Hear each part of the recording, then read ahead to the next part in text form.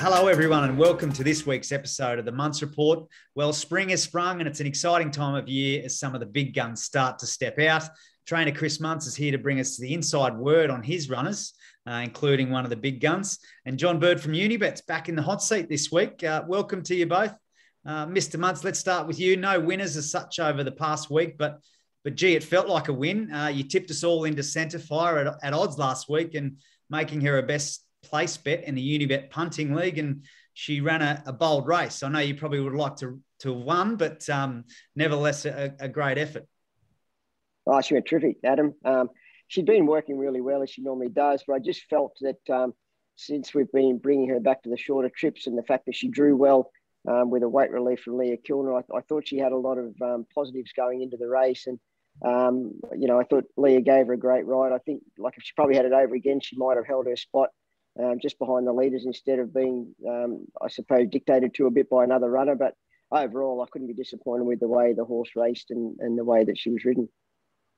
No, well done to yourself and the stable and to everyone that took advantage of that tip from Chris and the enhanced odds from Unibet. I think obviously the price changes with the fluctuation, but as much as $6.50 for the place. So that's pretty juicy odds there. And Birdie, speaking of Unibet, welcome back to you. You're all refreshed after a bit of a break, and you no doubt looking forward to the spring racing ahead. Yes, it's good to have August off and get ready for the springtime. Things are warming up. The water's nice. Bit of an annual clock for you. You're ready to fire up ahead of the spring, and just talk us through. Obviously, a lot of people took advantage of that tip from Chris last week, and Munce Racing's Julie made an impact in the Unibet punting league, which heads into its third week this week. Yes, third week, and the Chris Munce team is leading the competition. And end of every month there'll be prizes, and then there'll be an overall prize when it finishes at the end of November. Very good. Well, yeah, it's all a bit of fun, and if people want to get involved, obviously anyone that's a Unibet account holder, you can follow Chris's tips, logging into your account and checking the vault. You can also keep an eye out on your emails for all the Munce Racing owners. We'll email you the tips, Chris's 2 best bets for the week on the Friday afternoon. All right, well, let's get into the preview, guys. And Chris, it's an exciting weekend ahead for the stable as promising filly Rhapsody Rose makes her anticipated return to the track at Eagle Farm on Saturday, kicks off a preparation in the cutest 3-year-old handicap over the 1,000 metres. You've got Ryan Maloney engaged for the first time here, and she looked pretty sharp in a recent jump out. Yeah, Adam, look, we've been a little bit quiet with runners over the last couple of weeks. Just not many older horses there. We've got a stable full of young 2-year-olds coming through, and it's quite refreshing to be able to go to the races with a filly like Rhapsody Rose kicking off her preparation. She hasn't drawn the best. She's drawn quite poorly, but I'm just hoping a bit of class can sort of pull her through, and it'll also give us a good guide on where we go with her, whether we head to Sydney or whether we just concentrate on the Magic Millions here, or what races we actually sort of target with her after Saturday. Yeah, great to have those sort of options up your sleeve, and I guess you'll know more on Saturday. How is she? We discussed she had a great winter, and then obviously she's been in the paddock for a little, well-deserved rest. How's she been? Has she changed at all, or has she impressed you more than when she was last preparation?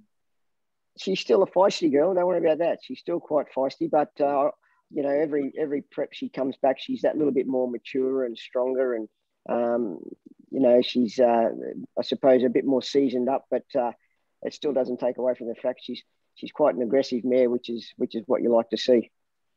Very good. Well, there's nothing wrong with that, is there? There's been lots of feisty fillies that have done well over the years. Birdie, I know I've got the inside word. Chris has made this filly one of his best bets for the Unibet Punters League this week. Where's she placed in the market here? At the present, she's $4.60 to win and $1.65 to place. And the Munce Racing Club punters, when they get their boost, will be getting around $8. So get in early, I'd say. If she firms up, $8 is going to be good odds.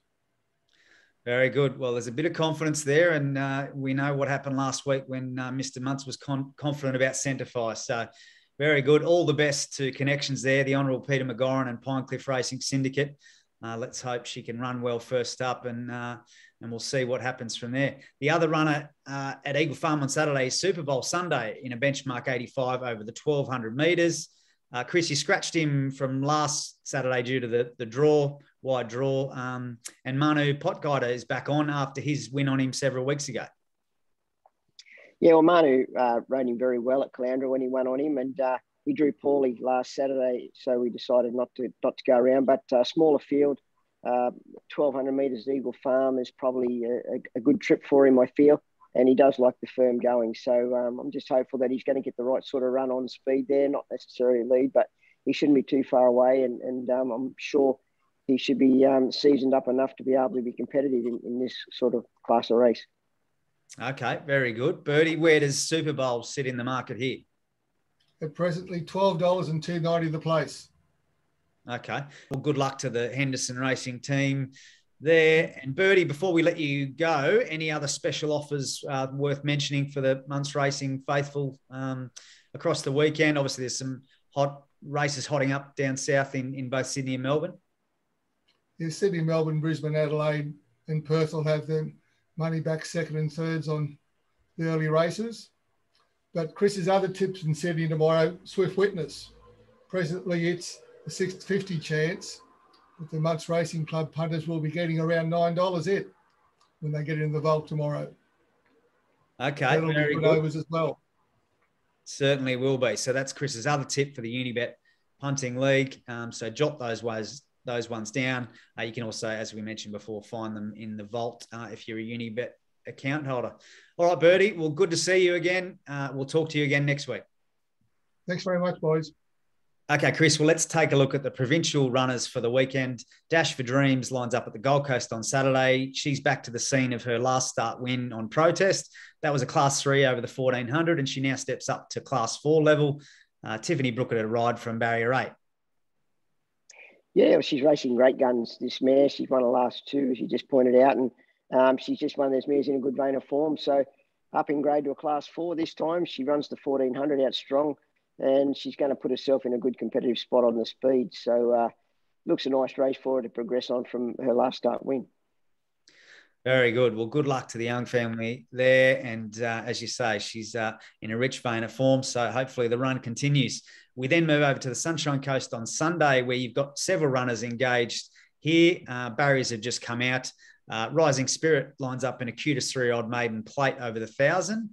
Jumps from Barrier 5, drops back from midweek Metropolitan level, where she finished 7th last start. Thought her run was pretty good the other day, even though she finished 7th. She wanted to hang out a little bit and just probably got a bit strung up through mid race there.